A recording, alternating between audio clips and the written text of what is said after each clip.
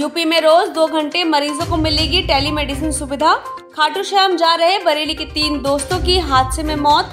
बरेली में दोस्त बना दुश्मन, सरेआम युवक को मार दी गोली। बरेली में सास को कार से दबाकर मारने वाला दामाद गिरफ्तार। रोहिलखंड विश्वविद्यालय का दीक्षांत समारोह 29 नवंबर को, तैयारियां शुरू। और बरेली के शख्सियत में शहर के प्रथम चेयरमैन राम सिंह खन्ना। यूपी सरकार अब गांव-गांव और डोर टू डोर स्वास्थ्य सेवाओं का विस्तार करने जा रही है। इस ताने बाने को अंतिम रूप देने के लिए सरकार की ओर से फरमान जारी किया गया है। जल्द ही बड़े अस्पतालों से लेकर प्रत्येक स्वास्थ्य केंद्र पर टेलीमेडिसिन की सुविधा मिलेगी। इस सुविधा के तहत ग्रामीण क्षेत्रों के लोगों को मेडिकल कॉलेजों और जिला अस्पतालों के डॉक्टरों से चिकित्सीय परामर्श लेने का मौका मिलेगा। राजधानी लखनऊ के KGMU समेत कई स्थानों पर टेलीमेडिसिन सुविधा के लिए कई प्रकार के प्रयोग किए जा चुके हैं। अब सरकार इस सेवा का विस्तार करने जा रही है। अब संजीवनी ऐप के जरिए अस्पतालों और स्वास्थ्य केंद्रों पर 10 से 12 बजे तक अनिवार्य रूप से ऑनलाइन चिकित्सीय परामर्श की सुविधा मिलेगी। डिप्टी CM ब्रजेश पाठक ने इस बारे में निर्देश जारी कर प्रदेश भर में यह सुविधा लागू करने की बात कही है। बरेली से खाटू श्याम के दर्शन को राजस्थान जा रहे 3 दोस्तों की हादसे में मौत हो गई। बरेली मथुरा मार्ग पर हाथरस जिले की सीमा पर उनकी कार को बेकाबू ट्रक ने रौंद दिया। हादसे का शिकार हुए युवकों में जय प्रताप सिंह बरेली के बन्नूबाल नगर, अभिषेक सक्सेना पस्तौर सीबीगंज और आशीष मौर्य खेलम अलीगंज के रहने वाले थे। तीनों ही दोस्त बरेली शहर की एक कार कंपनी में जॉब करते थे। कार में उनके साथ मौजूद चौथा दोस्त मनोज शर्मा बरेली के आकांक्षा एन्क्लेव निवासी हैं। घायल मनोज को पुलिस ने अस्पताल में भर्ती कराया है। दुर्घटना की जानकारी होते ही बरेली से मृतकों के परिवार और रिश्तेदार हाथरस रवाना हो गए हैं। पुलिस ने तीनों युवकों के शवों को पोस्टमार्टम के लिए भेजा है। बरेली में ज्वेलरी चोरी के विवाद में एक युवक को उसके ही करीबी दोस्त ने सरेआम गोली मार दी। सिर में गोली लगने से युवक की हालत गंभीर है। घटना थाना भारतीय क्षेत्र के कटरा चांद मोहल्ले में हुई। पुलिस के मुताबिक इलाके के रहने वाले यशराज गुप्ता अपने दोस्त शिबू यादव के साथ पार्टी कर रहे थे। अचानक उनके बीच कहासुनी होने लगी। विवाद के दौरान ही शिबू यादव ने यशराज गुप्ता को गोली मार दी, जो उसके सिर पर लगी। फायरिंग के बाद आरोपी वहां से भाग निकला। घायल यश को शहर के प्राइवेट हॉस्पिटल में एडमिट कराया गया है। घायल के परिजनों ने बताया कि दिवाली पर शिबू यादव आभूषणों की चोरी करके ले गया था। इसी बात का विवाद था। पुलिस आरोपी की तलाश में जुटी है। उसके दोस्त ने उसको गोली मार दिया, जो उसके संग उठता बैठता था वही। मतलब कोई उन लोगों की आपस की लड़ाई थी। और जो उसका दोस्त था वो दिवाली से 2 दिन पहले मेरे घर से गोल्ड का ब्रेसलेट भी चुरा कर लेकर गया था। मेरी मासी का था वो, तो वो चुरा कर ले गया और वो मेरे घर से कूद कर मतलब घर के गेट वेट तो बंद थे रात में। वो सुबह ही 6 बजे के टाइम पर निकल गया था। तो थोड़ा शक वक हुआ, तो मेरे भाई ने बोला नहीं मेरा दोस्त है, वो ऐसा नहीं करेगा ये वो।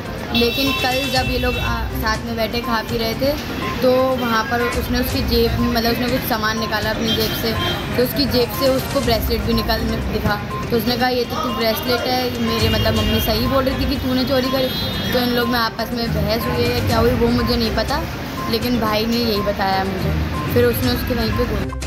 बरेली पुलिस ने 25,000 के इनामी अपराधी मनमोहन सिंह को गिरफ्तार करने में सफलता हासिल की है। कई महीना पहले मनमोहन ने अपनी सास नीलम सक्सेना की कार से टक्कर मारकर हत्या कर दी थी और फरार हो गया था। बरेली में थाना इज्जतनगर क्षेत्र की कृष्णा नगर कॉलोनी निवासी मनमोहन सिंह की पत्नी मनी और उसके मायके वालों से विवाद चल रहा था। मनमोहन के प्रेम संबंधों को लेकर पति पत्नी के रिश्ते में दरार आ गई, जिसके बाद मनी मायके में रहने लगी थी। 25 सितंबर को मनी टेम्पो से ससुराल जा रही थी। मां नीलम, पिता और भाई बाइक से छोड़ने जा रहे थे। आईवीआई पुल पर मनमोहन ने अपनी कार से बाइक को टक्कर मार दी। इसमें नीलम की मौके पर मौत हो गई थी, जबकि पति अनिल और बेटा मुकुल गंभीर रूप से घायल हो गए थे। मां की हत्या से मनी ने पति मनमोहन के साथ उसकी प्रेमिका साक्षी शुक्ला और दोस्त नैना कश्यप पर हत्या का आरोप लगाते हुए रिपोर्ट दर्ज कराई थी। पुलिस ने घटना में इस्तेमाल कार बरामद कर ली थी, मगर मनमोहन अब पकड़ में आ सका। 25 सितंबर को थाना क्षेत्र इज्जतनगर में अपराध संख्या 844/22 पंजीकृत हुआ था, मर्डर केस था। उसमें मनमोहन जय मुख्य अभियुक्त हैं। इन्होंने कार से टक्कर मारी थी और इनकी सास केस में डेथ हो गई थी। मुकदमा पंजीकृत हुआ था, तब से फरार चल रहे हैं और 302 में वांछित थे, आज पकड़ा गया। इनके 25,000 का इनाम घोषित किया गया था। महात्मा ज्योतिबा फुले रोहिलखंड विश्वविद्यालय का दीक्षांत समारोह 29 नवंबर को होगा। राजभवन में दीक्षांत समारोह के लिए अपनी स्तुति दे दी है। इस संबंध में राजभवन से लेटर यूनिवर्सिटी में पहुंच गया है, जिसके बाद यूनिवर्सिटी प्रशासन ने दीक्षांत समारोह की तैयारियां शुरू कर दी हैं। परीक्षा नियंत्रक ने सभी विभागाध्यक्षों से छात्रों की संख्या और उनके अंकों के बारे में जानकारी मांगी है। महाविद्यालयों से ब्यौरा लिया जा रहा है और इसके बाद टॉपर्स की सूची जारी की जाएगी। उसके बाद आपत्तियां मांगी जाएंगी। टॉपर्स को दीक्षांत समारोह में पदक दिए जाएंगे। दीक्षांत समारोह में राज्यपाल के अलावा अन्य अतिथि कौन शामिल होंगे, इसकी भी तैयारियां शुरू कर दी गई हैं। और बरेली की शख्सियत में आज बारी है। 2.5 दशक तक बरेली की सियासत के सितारे रहे और बरेली के विकास पुरुष कहलाए जाने वाले राम सिंह खन्ना की। अपने दौर में राम सिंह खन्ना बड़े नेता की हैसियत रखते थे। इंदिरा गांधी और संजय गांधी जैसे नेता भी इनके मुरीद हुआ करते थे। राम सिंह खन्ना बरेली से कई बार विधायक रहे। छात्र जीवन से ही राजनीति में कूदे खन्ना 1953 में पहली बार बरेली नगर पालिका के चेयरमैन बने।